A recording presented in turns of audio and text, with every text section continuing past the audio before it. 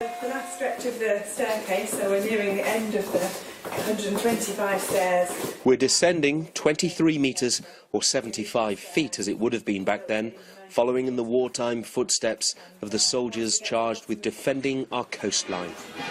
A long-range gun which has lobbed more than one shell at the Germans across the channel. It was Winston Churchill himself who ordered these tunnels should be hewn from the Dover chalk.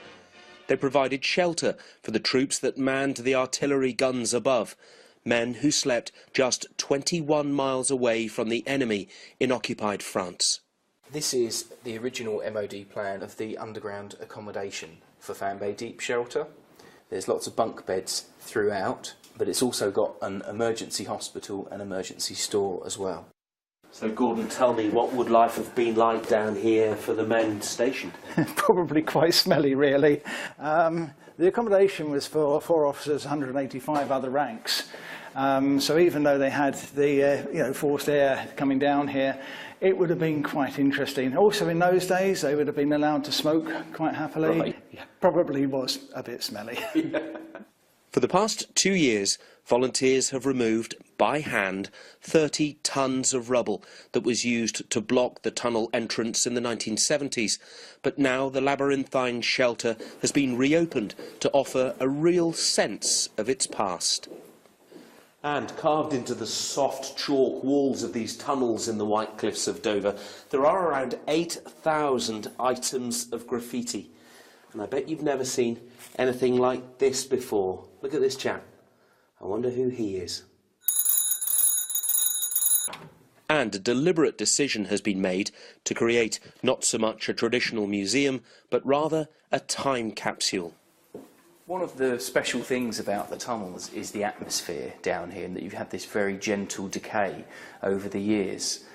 So we wanted to preserve that, so we've only lightly cleaned it and we haven't put any interpretation panels on it. You can find lots of original artefacts, and it's just an experience to journey through the tunnels. And halfway down the cliffside, the history they've uncovered is even older.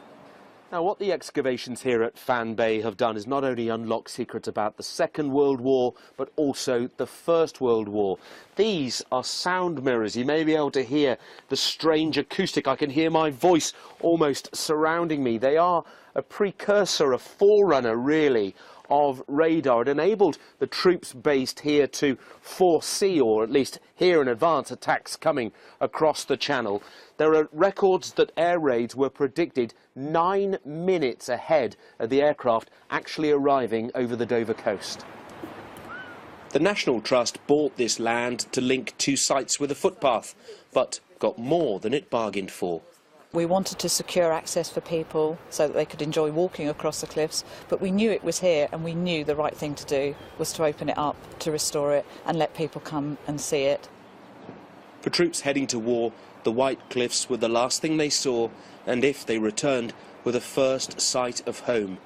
Little did they know that within, a secret but vital war was being waged deep underground.